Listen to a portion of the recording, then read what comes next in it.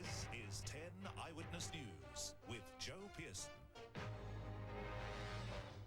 Good evening. Tonight in 10 Eyewitness News, Saddam Hussein pushes George Bush too far. Tim Fischer not in an apologetic mood, and peacemakers continue the madness in Bosnia. These flats were bombed by the Serbs. The apartments opposite took Croatian mortars. The block across the road was burnt out by Muslim fire. First, still no word from Washington on the precise timing or scale of a US-led military strike against Iraq. A White House official earlier this evening confirmed that President Bush had decided to attack Iraq because of threatening moves by Saddam Hussein. The confirmation was followed by the news that Iraqis have entered Kuwait for the fourth day running to retrieve military equipment, despite being told they're in defiance of United Nations orders. It is Wednesday in Iraq, and while most people there don't know it, as the cloud cover dissipates, the probability of U.S. airstrikes increases. In Washington, mist and heavy overcast provide the backdrop at the White House, where President Bush has reportedly decided to launch a military strike against Iraq. All the Pentagon may be waiting for now is an execute order from the president. It's just a matter of when to pull the trigger, says a Pentagon official. I think we are all worried about the possibility of military strike. And Baghdad should be worried. U.S. planes are poised to attack Iraqi military targets, and some of them may not be far from Baghdad. And what U.S. pilots don't go after, deadly cruise missiles may. Hoping to forestall such attacks, Iraq's ambassador to the UN has now asked the president of the Security Council for more talks. The Iraqi wish to continue a constructive dialogue with the Council and with its members to try to resolve the outstanding problems.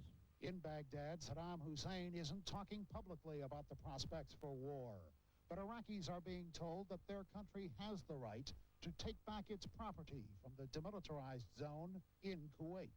But Iraqis haven't been told that among the property Saddam has reclaimed are silkworm surface-to-air missiles, which the UN wants Baghdad to give back. The Australian share market dipped when news came through of the US decision to strike at Iraq. The All Ordinaries Index dropped below the 1500 benchmark, falling as low as 1491.7 points before rallying to close at 1495 points, down 14 for the day.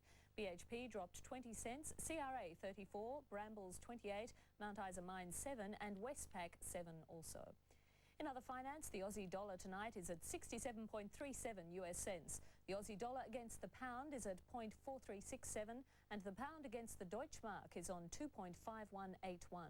Gold in London is on $327.75. The FT100 is up in early trade. The Hang Seng shot up 107 points today. The Nikkei closed down. The federal government and the states have moved a step closer to a new Medicare agreement. Victoria is still holding out, but New South Wales says it's now almost ready to sign the 5-year contract. New South Wales Health Minister Ron Phillips had complained the longest and the loudest that his state, along with Victoria, was being cheated out of their taxpayers' money for Medicare. The controversial Medicare deal stitches up the funding for Australia's health system for the next 5 years. Mr Phillips predicted drastic cuts to hospital services without an extra $100 million from Canberra.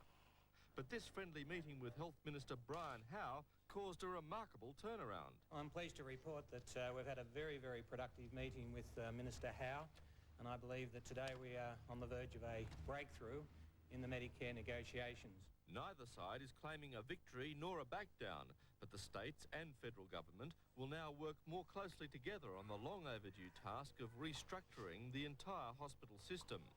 The Liberal states are no longer united in trying to use the Medicare agreement as the reason for a big confrontation with the Keating government.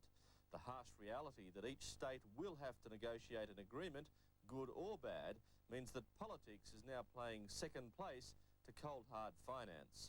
Paul Smith, 10 Eyewitness News. National Party leader Tim Fischer is at the centre of a political storm tonight over his comments about the past treatment of Aborigines. He's claimed there's no need to apologise for 200 years of white progress. Tim Fischer attacked what he calls the guilt industry, which has developed over the treatment of Aborigines, and refused to apologise for 200 years of white progress in Australia. But I do not subscribe to that belief that says that this generation should bear the full guilt of past generations in relation to the horrific massacres and other tragedies which occurred in the past.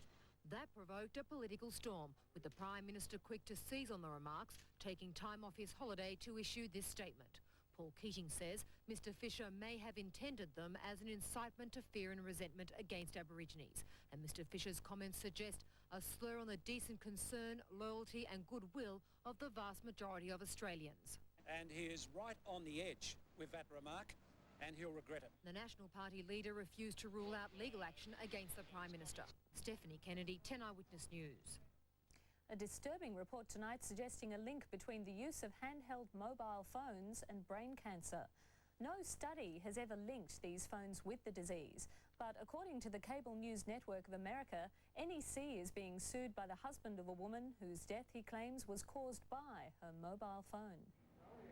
According to CNN, David Renard claims his wife used her handheld mobile phone on average 2.5 hours a month for 2 years. When she died of a brain tumour, David blamed the phone. He's the first person to sue on these health grounds, claiming microwaves from the phone caused or promoted the fatal brain cancer. Among the evidence, MRIs, brain scans, taken during her treatment. These MRIs showed this tumour to be at almost a precise location of the middle of the antenna. And the tumour grew inward from that location, from the outside of the brain into the brain. The manufacturer, NEC, labels the lawsuit entirely without merit. It claims there's no medical evidence linking the medical condition to the cellular phone. Others are not so sure. That antenna is right next to your brain, right next to your eyes. So, you know, if that radiation can travel so far, can it do damage to your brain? It's certainly possible. William Pogue used his handheld mobile in his real estate business. He's had a tumour removed and is expected to live another 2 to 5 years. Tiny tattoos show where doctors aimed an X-ray machine for his treatment. You're using it like this, and the only other way to use it would be to lay it down somewhere and scream at it. There have apparently been no official government studies of the radiation effects of mobile phones, either here or in the United States. The industry here believes they're safe, but has no conclusive evidence of its own. NEC in America refused to talk to CNN. Its Australian subsidiary said its only expert was in Japan right now.